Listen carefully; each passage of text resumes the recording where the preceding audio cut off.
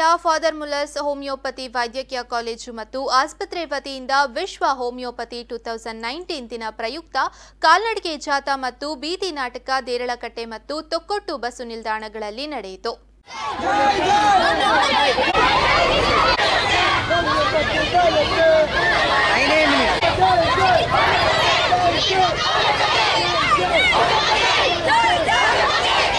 ಜಾಥಾದ ನೇತೃತ್ವ ವಹಿಸಿದ್ದ ಸಮಾಜ ಸೇವಕ ವಿವೇಕ್ ಫೆರ್ನಾಂಡಿಸ್ ಮಾತನಾಡಿ, ಅಗಸ್ಟಸ್ ಫಾದರ್ ಮುಲ್ಲರ್ ಸ್ಥಾಪಿಸಿದಂತಹ ಹೋಮಿಯೋಪತಿ ಔಷಧಿ ಪದ್ಧತಿಯನ್ನ 100 ವರ್ಷಗಳ ಇತಿಹಾಸವಿರುವ father Muller charitable trust Mangaluru ಮತ್ತು ದೇರಳಕಟ್ಟೆ ಭಾಗದಲ್ಲಿ ಅತ್ಯಂತ ಪರಿಣಾಮಕಾರಿಯಾಗಿ ಸ್ಥಾಪಿಸಿದೆ ಎಂದರು.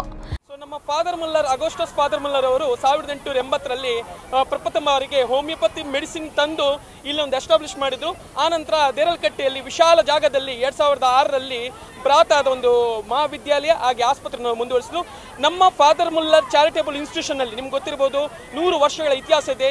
ಈ ಇತಿಹಾಸದಲ್ಲಿ ನಮ್ಮ ಮಕ್ಕಳು ಇವತ್ತು ಈ ಒಂದು ದೊಡ್ಡದಾದ ಜಾಥಾವನ್ನು ಮಾಡಿದ್ದಾರೆ. ಅದರ ಜೊತೆಗೆ ನಮ್ಮ ಆಸ್ಪತ್ರೆಯಲ್ಲಿ ಮಕ್ಕಳ ವಿಭಾಗ ಇರಬಹುದು, ಮಹಿಳೆಯರ ವಿಭಾಗ ಇರಬಹುದು, ಯಾವ ಕಾಯಿಲೆಗಳಿಗೂ ಕೂಡ ಟ್ರೀಟ್ಮೆಂಟ್ ಅನ್ನು ನಾವು ಕೊಡ್ತಾ ಇದ್ದೇವೆ. ಇದರ ಜೊತೆಗೆ ಮಕ್ಕಳಿಂದ ವೃದ್ಧಾಪ್ಯದವರೆಗೂ ಕೂಡ ನಮ್ಮ ಹೋಮಿಯೋಪತಿಯಲ್ಲಿ ಎಲ್ಲಾ ರೀತಿಯ ಒಂದು ಟ್ರೀಟ್ಮೆಂಟ್ ಇದೆ.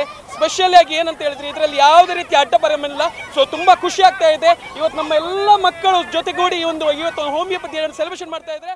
ಇನ್ನು ವಿದ್ಯಾರ್ಥಿನಿ ದೀಕ್ಷಾ ಮಾತನಾಡಿ, ಹೋಮಿಯೋಪತಿಯನ್ನ ಕಡೆಗಣಿಸ್ತಾ ಇದ್ದಾರೆ. ಅಡ್ಡ ಪರಿಣಾಮವಿಲ್ಲದೆ ಚಿಕಿತ್ಸೆ ಪಡೆಯುವ ವಿಧಾನ ಹೋಮಿಯೋಪತಿಯದ್ದಾಗಿದೆ.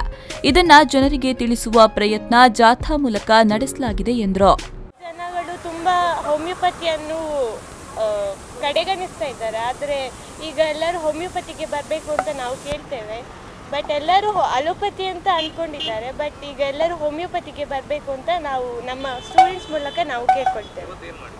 ಇವತ್ತು ನಾವು ಇಲ್ಲಿ ಬೀದಿ ನಾಟಕವನ್ನು ಮಾಡಿದ್ವಿ. ಹೋಮಿಯೋಪತಿಯನ್ನು ಬೆಳೆಸಲಿಕ್ಕಾಗಿ ನಾವು ಇಲ್ಲಿ ಬೀದಿ ನಾಟಕ ಮಾಡಿದ್ವಿ. ಮತ್ತು ಅಲ್ಲಿ ನಾವು ಜಾಥಾವನ್ನು ಮಾಡಿದ್ವಿ, ರ್ಯಾಲಿಯನ್ನು ಮಾಡಿದ್ವಿ ನಮ್ಮ ಕಾಲೇಜಿಂದ ಇಲ್ಲಿವರೆಗೆ. ಇನ್ನು ವಿದ್ಯಾರ್ಥಿ ಜಗ್ಗೇಶ್ ಮಾತನಾಡಿ, ಶಸ್ತ್ರಚಿಕಿತ್ಸಾ ವಿಭಾಗ, ಮಕ್ಕಳ ವಿಭಾಗ, ವೈದ್ಯಕೀಯ ವಿಭಾಗ ಪ್ರಮುಖವಾಗಿ ಸ್ತ್ರೀಯರ ರೋಗಕ್ಕೆ ಹೋಮಿಯೋಪತಿ ಅತ್ಯಂತ ಉಪಕಾರಕ. ಎಲ್ಲರೂ ಹೋಮಿಯೋಪತಿ ಔಷಧಿಯತ್ತ ಬರಬೇಕೆಂಬ ಉದ್ದೇಶದಿಂದ ನಡೆಸಿರುವ ಕಾರ್ಯಕ್ರಮ ಯಶಸ್ವಿಯಾಗಿದೆ. ಜನರಲ್ಲಿ ಜಾಗೃತಿ ಮೂಡಿಸಿರುವ ಕಾರ್ಯವೂ ಆಗಿದೆ ಎಂದರು. ನಮ್ಮ ಹೋಮಿಯೋಪತಿ ಇದೆಯಲ್ಲ ತುಂಬಾ ಜನಗಳಿಗೆ ಹೆಲ್ಪ್ ಆಗುವಂಥದ್ದು. ಕಡಿಮೆ ದರದಲ್ಲಿ ಎಲ್ಲರೂ ಕೂಡ ಚಿಕಿತ್ಸೆಯನ್ನು ಕೊಡಲಾಗುತ್ತೆ.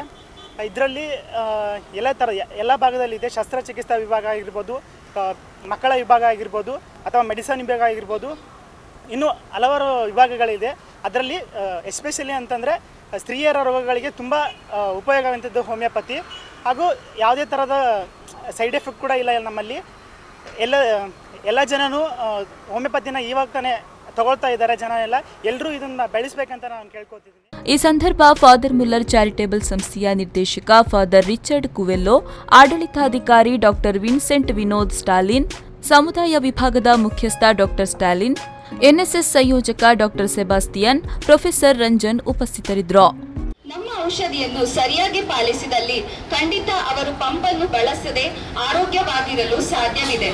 ಈ ಔಷಧಿಯನ್ನು ತಗೊಳ್ಳಿ, 1 ಗಂಟೆ ನಂತರ ನನಗೆ ಹೇಳಿ ಏನಾಗ್ತದೆ ಅಂತ.